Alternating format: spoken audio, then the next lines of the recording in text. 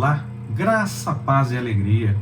A porção de hoje, recomendada para a leitura da Bíblia em um ano no plano sequencial, é Mateus do capítulo 13 ao capítulo 15. Sem dúvida, as parábolas do Senhor Jesus são fundamentais para todo o cristão verdadeiro, pois elas revelam a vontade e a palavra de Deus.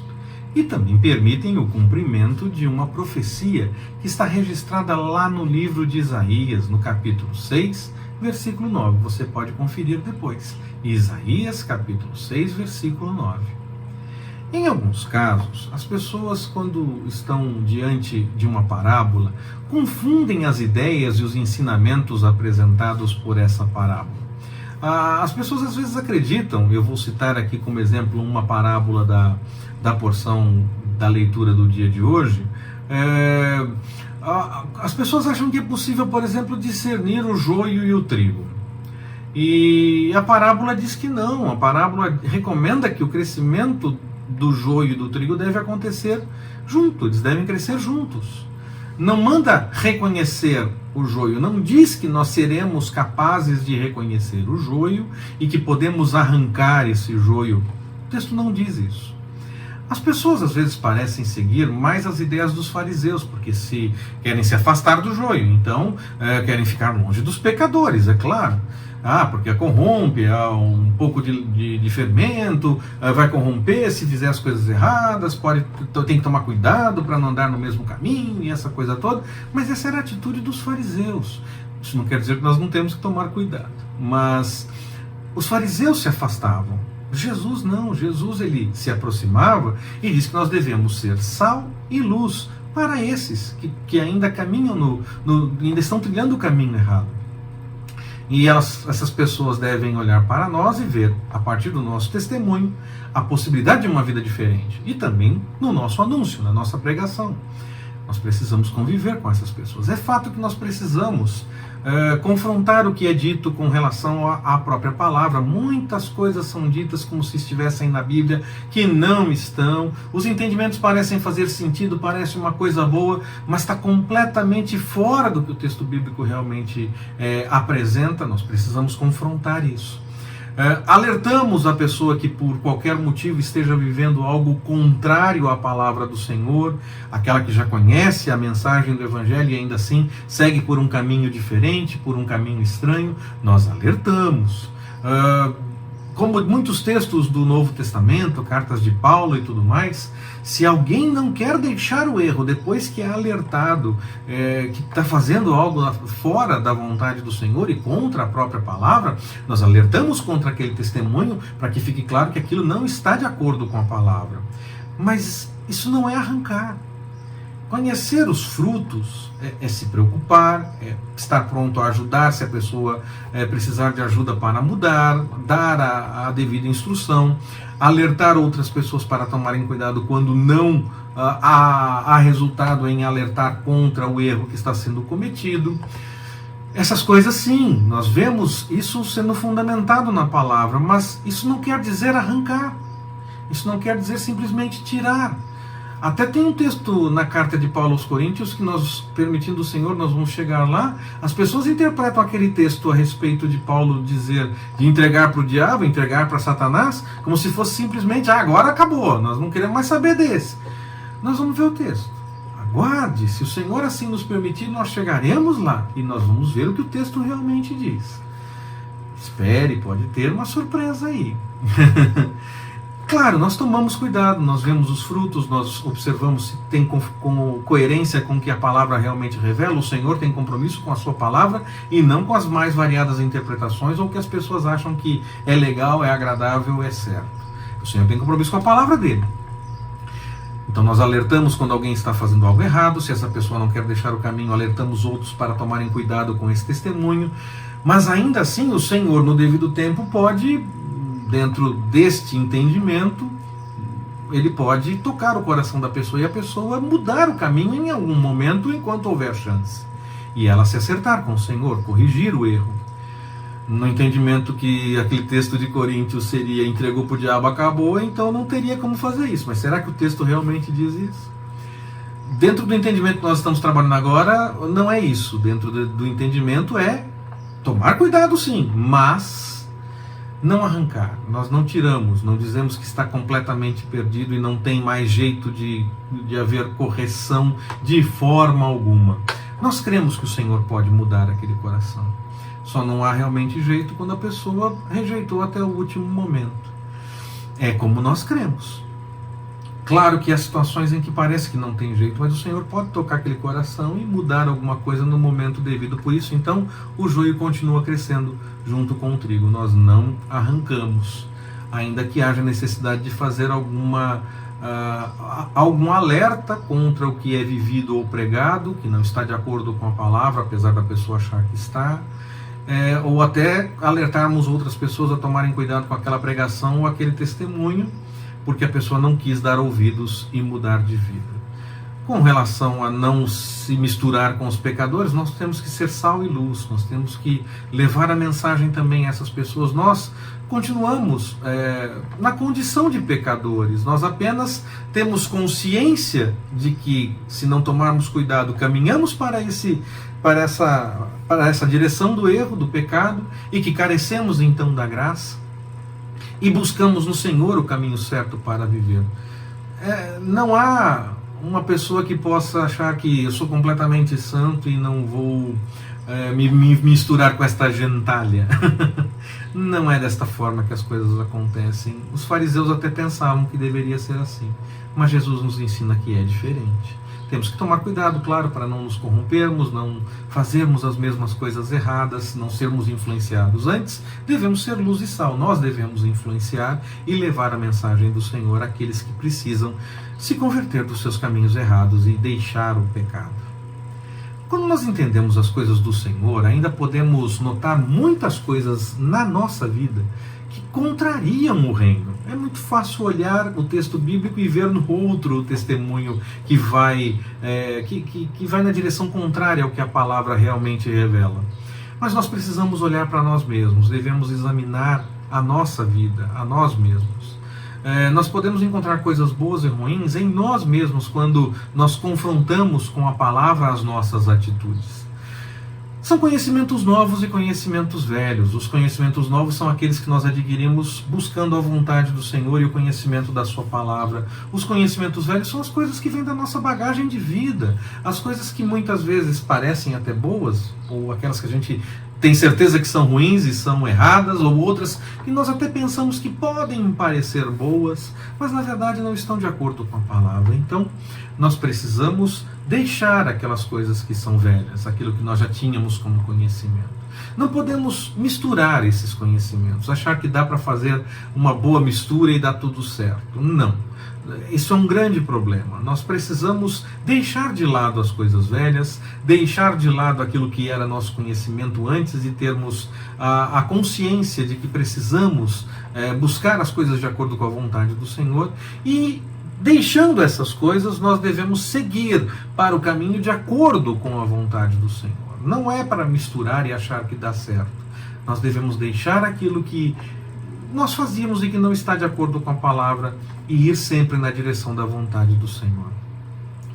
O que acontece com Jesus quando ele chega na sua terra mostra que muitas vezes aquelas pessoas que pensam conhecer muito a gente podem não conhecer de fato.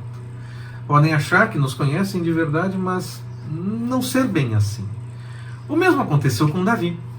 Quando ele chega na frente de batalha, e o irmão dele tem uma reação como do tipo: é seu coração, você está atrás dessas coisas aqui, que você veio fazer aqui, eu te conheço bem, sei o que você veio fazer aqui, está só atrás do babado, do que está acontecendo por aqui. Claro, a Bíblia não fala babado, eu já estou fazendo na novíssima mais uma vez, linguagem de hoje. Mas, e já não é nem tanto de hoje, né? Mas o texto nos mostra que o irmão de Davi acreditava conhecer a Davi a ponto de achar que ele estava ali por um motivo que não era o motivo correto. Quando na verdade Davi foi para lá porque o pai mandou, então ele foi para lá obedecendo ao pai. Ele foi para lá levando comida para os irmãos, para o general, para o chefe, para o comandante, e E o próprio pai queria ter notícias, então ele buscava informações também, não só para saber o que estava acontecendo ali, como quem quer saber das novidades ou só quer aparecer no meio de toda a situação. Ele estava também buscando informações para o pai, ele estava seguindo o que o pai dele tinha orientado.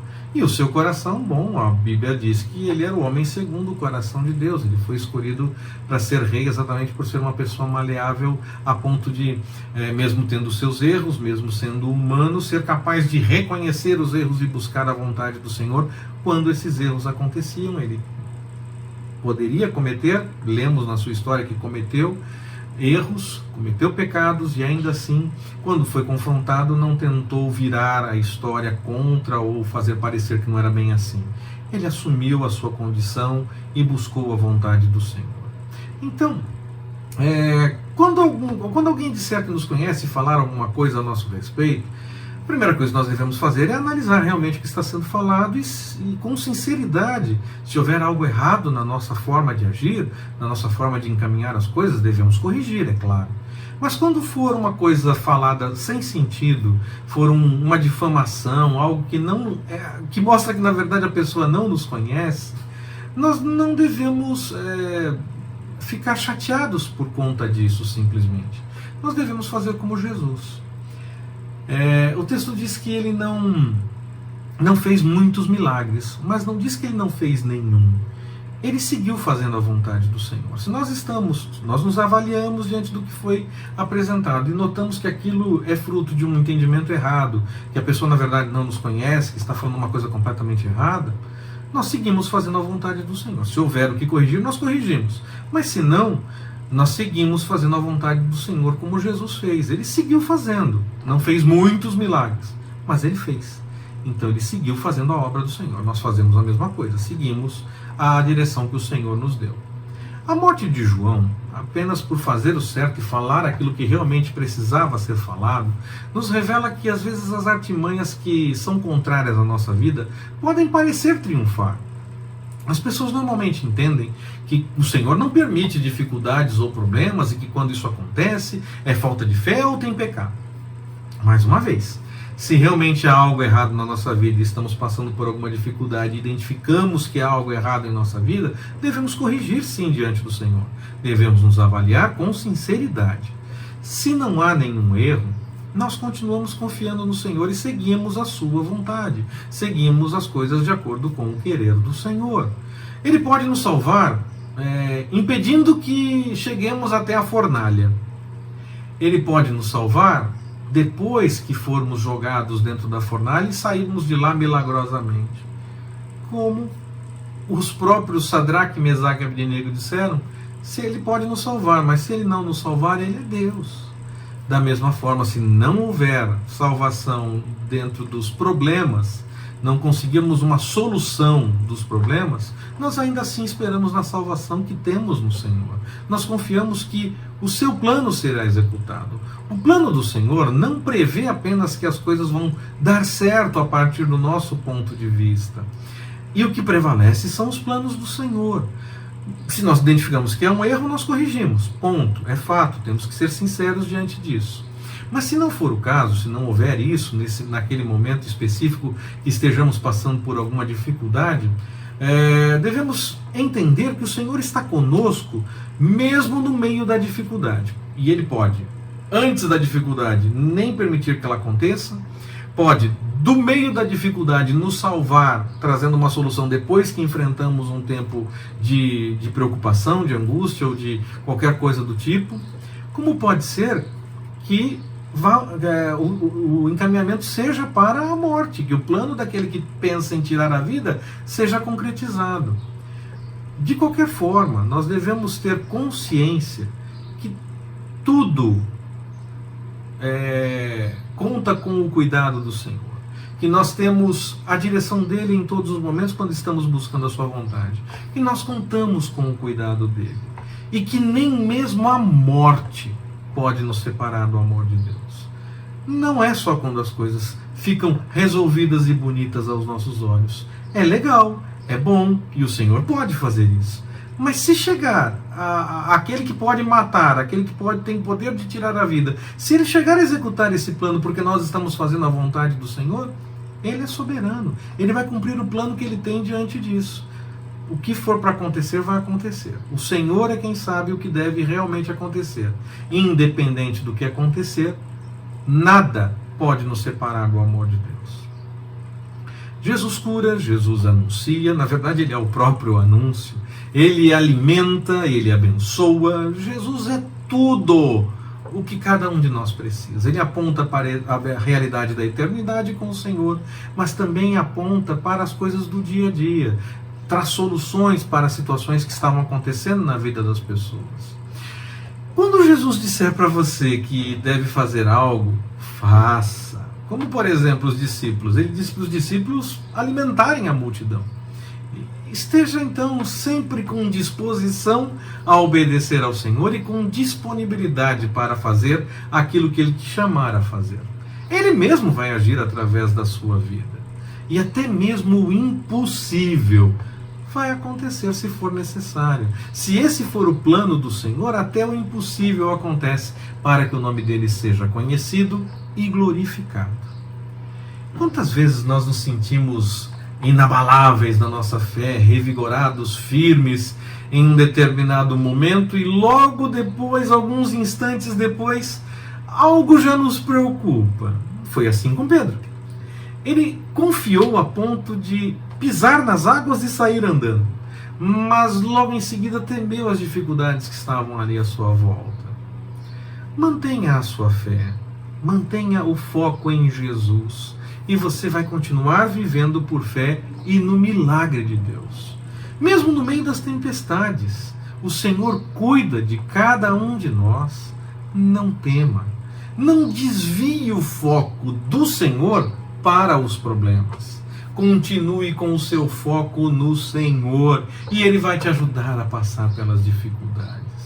Algumas vezes vai te ajudar durante o problema. Em outras, Ele vai acalmar os ventos. Em outras, seguiremos sempre e em qualquer situação o plano do Senhor. Sempre Ele estará com você. Confie.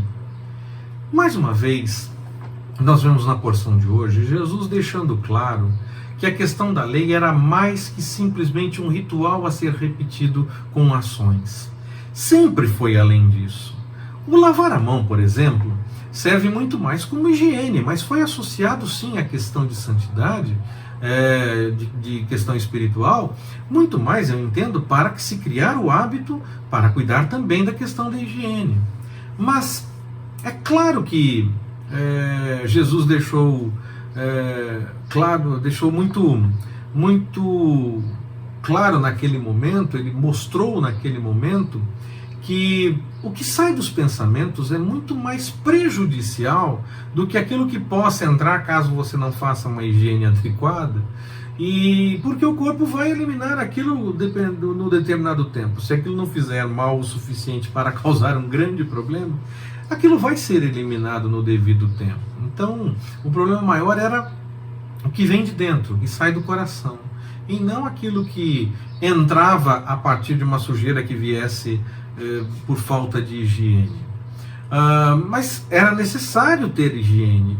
Nós aprendemos muito mais nos nossos dias o quanto a higiene é necessária, é importante. O simples tomar cuidado com lavar as mãos e higienizar bem as coisas que nós temos contato, ou lavar, que vamos mexer ou manipulamos em nossa casa porque chegou de fora, ou porque tivemos contato do lado de fora, limparmos muito bem, lavarmos as mãos, usar álcool e essa coisa toda. É uma questão muito básica, é uma questão muito necessária. Mas Jesus sempre tentou mostrar que era mais que a mera observação de ritos, de detalhes, de repetição de ações. A lei apontava para muito mais que isso. A lei apontava para você viver de fato aquilo que o Senhor tem como vontade e fazer por gratidão, fazer porque você tem compromisso com a vontade do Senhor. Vemos mais uma ocasião em que a fé das pessoas, Vemos em mais de uma situação, em mais de uma ocasião, que a fé das pessoas encanta a Jesus. Ele queria deixar claro que era importante ter fé, porque com fé nós cremos no cuidado do Senhor em qualquer momento ou em qualquer situação da nossa vida. Qualquer coisa que nós enfrentarmos, nós cremos no cuidado do Senhor. E vemos a ação do Senhor em todos os momentos, não apenas naquelas coisas que mais nos agradam. Então, é preciso ter fé. Sempre. Que o Senhor nos abençoe. Forte abraço, até mais, permitindo o Senhor.